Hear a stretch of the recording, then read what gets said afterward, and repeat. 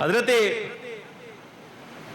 انس ابن مالک رضی اللہ تعالیٰ عنہ اس کے راوی، آپ فرماتے ہیں نبی پاک صلی اللہ علیہ وبارک وسلم مسجد میں داخل ہوئے تو قبلے کی دیوار پر، بخاری کی روایت مشکات میں موجود، قبلے کی دیوار پر سمت قبلہ، چونکہ احکام الہیہ احکام دینیہ اس وقت زیادہ معلوم نہیں تھے، ہر دن کوئی نہ کوئی نیا بندہ مسلمان ہو رہا ہے، ظاہر ہے جب مسلمان ہوگا پھر احکام سے واقف ہوگا، آداب سے واقف ہوگا، احترام سے واقف ہوگا، توقیر عزت کس کی کرنی ہے کس کی نہیں کرنی پھر واقف ہوگا، بات کی بات بندہ کو نیا مسلمان ہوا کوئی بھی جانب قبلہ دیوار پر آپ صلی اللہ علیہ وسلم نے دیکھا کہ تھوک پڑا کسی کا، یعنی کسی بندے نے سمت قبلہ پر تھوک دیا ہے۔ حضرت انس فرماتے ہیں نبی پاک صلی اللہ علیہ وسلم کے چہرے پر ہم نے غضب کے آثار دیکھے، جلال کے آثار دیکھے، اور نبی علیہ السلام آپ کا غصہ ہم نے اس وقت ملاحظہ فرمایا۔ فخر عالم صلی اللہ علیہ وسلم خود دیوار قبلہ سے وہ تھوک لو آپ جس کا بھی ہے نخامہ اور یہ کھنکھار جو ہوتا ہے وہ صاف فرما رہے ہیں، اور ساتھ فرما رہے ہیں تم میں سے کوئی شخص بھی جب جانب قبلہ کھڑا ہو تو کبھی اس دیوار کے سمت نہ تھوکا کرے، کبھی اس دیوار کی سمت نہیں تھوکنا۔ اور یہ جملہ کیا ارشاد فرمایا اس لیے کہ تمہیں نہیں معلوم جب وہ نماز میں کھڑا ہے تو اس کے اور اس کے رب کے درمیان تو فاصلہ ہی کوئی نہیں، وہ اپنے رب سے گفتگو کر رہا ہے اور جانب قبلہ تھوکتا ہے، مثلا اس جانب تھوک رہا ہے جہاں رب العالمین جل وعلا کی تجلیات ہیں، منع فرمایا۔ اور مشکات کی ایک روایت کے لفظ ہیں سرکار کسی قبیلے میں گئے ہیں، وہاں ایک شخص کو دیکھا تھوک رہا ہے اور جانب قبلہ تھوکتا ہے، فرمایا کون ہے؟ اس کے یا رسول اللہ ساڑھے محلے دا امام ہے، محلے دا امام ہے۔ نبی پاک صلی اللہ علیہ وسلم نے ارشاد فرمایا خبردار آئندہ مصلی امامت پر یہ بندہ تمہارے آگے کھڑا کبھی نظر نہ آئے، کبھی نظر نہ آئے۔ غیرت دین اور احکام کے بارے میں، معتقدات کے بارے میں، عقیدے کے بارے میں، فروع کے بارے میں، یہ غیرت ہے۔ فرمایا آئندہ مصلی پر یہ بندہ نظر نہ آئے۔ اسی آگے پوچھ دو فلانے بندے پیچھے نماز جائز ہے یا فلانے نال نکاح کر لیے تو جائز ہے، سمجھ آ رہی کہ نہیں؟ فلانے مذہب دی عورت ہے، فلانے مذہب دا بندہ ہے، انہوں نے نکاح کر لیے تو جائز ہے کہ نہیں؟ مسئلہ سمجھے۔ نیرا جانب قبلہ تھوکنے والا نبی پاک صلی اللہ علیہ وبارک وسلم فرما رہے ہیں آئندہ کسی نماز میں تمہارے آگے یہ بندہ بطور امام نظر نہ آئے۔ کیوں؟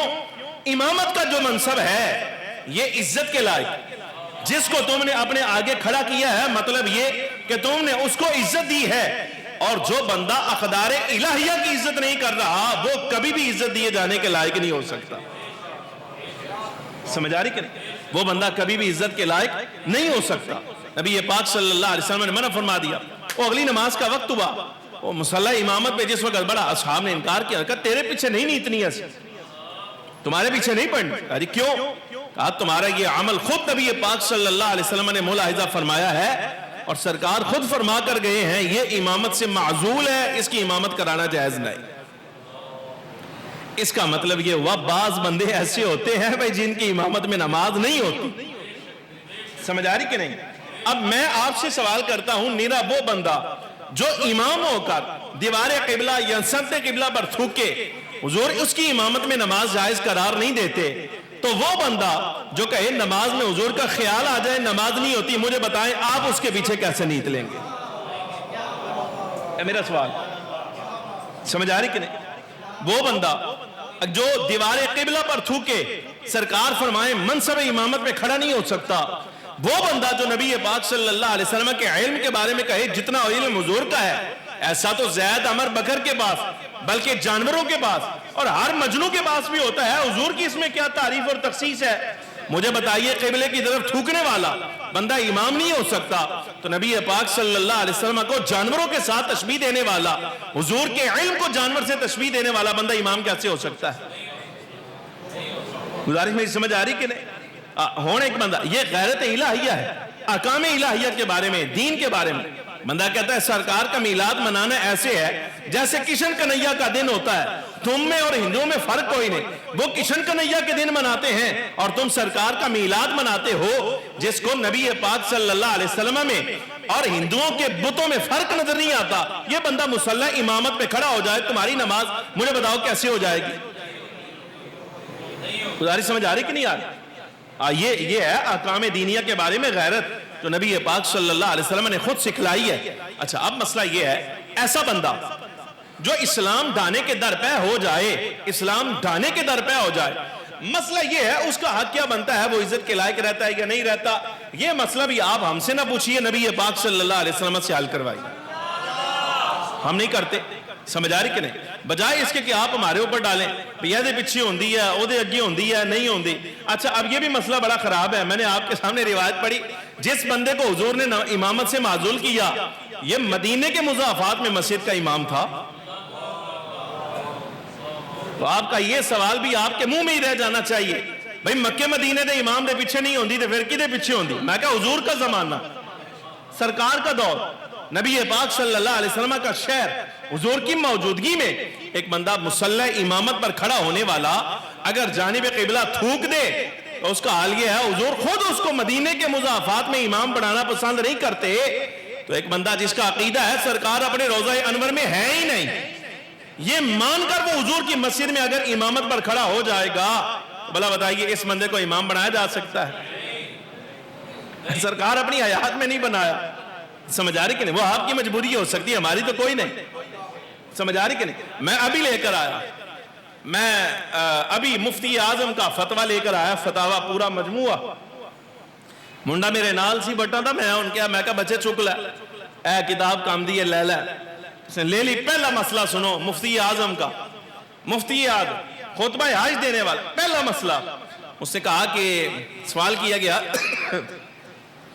یہ جو زمزم ہے عبارت میرے ذمہ ہے, مفتی اعظم دی عبارت میرے ذمہ ہے. مسئلہ پہلا سنو, کتاب الطہارت پہلا باب ہوتا ہے فقہ کی کتاب میں, مسائل جب حل کیے جاتے ہیں نا تو کتاب الطہارت پہلا باب ہوتا ہے. پہلے باب کا پہلا مسئلہ یہ ہے کہ زمزم کے ساتھ وضو کرنا اور باقی معاملات جائز ہے.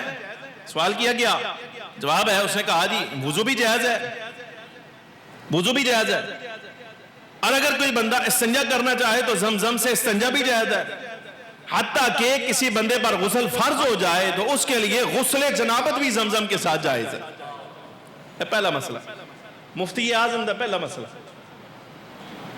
اعلیٰ حضرت امام اہل سنت فاضل بریلی رحمۃ اللہ علیہ سے مسئلہ پوچھا گیا, زمزم سے وضو جائز ہے؟ فرمایا سارا وضو جائز ہے, پیر دھونا جائز نہیں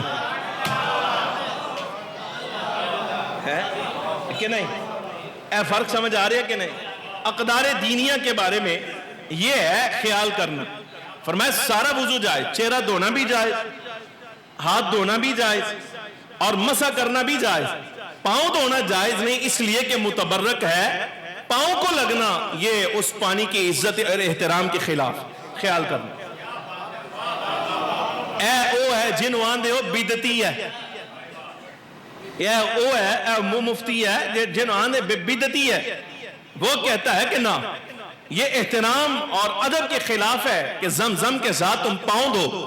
اس کا مطلب یہ ہوا کہ جس وقت چہرہ دھوئے گا, ہاتھ دھوئے گا اور مسح کرے گا, اس وقت اتنا خیال رکھے گا کہ اس کا وہ وضو والا پانی زمین پر نہیں گرنا چاہیے, کسی تھال میں جمع کر لے, بعد میں کسی پودے میں کسی درخت کے نیچے بہا دے, تاکہ وہی پانی اس کے وضو کا اصلاً تو زمزم تھا نا, اگرچہ اس کے اعضاء کو لگ گیا ہے اب, لیکن پہلے تو زمزم تھا, تو کہیں اس کی وضو کے بعد بھی بے توقیری نہ ہو.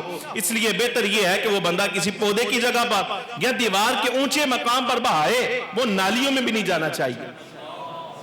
اور میں دسو مفتی اعظم دا فتویٰ وانا استنجا بھی جائز, غسل جنابت بھی جائز. سمجھ آ رہی کہ نہیں؟ تسی آن دے تسی آج کرن جاؤ کہ خطبہ ہوتا نہیں سنو گے, لاؤ جدا خطبہ ہے وہ دی گال سن لو. میں کہ عبارت میرے ذمہ کتاب میرے کول موجود ہے, گزارش سمجھ آ رہی کہ نہیں آ رہی؟ یہ علمی معاملات.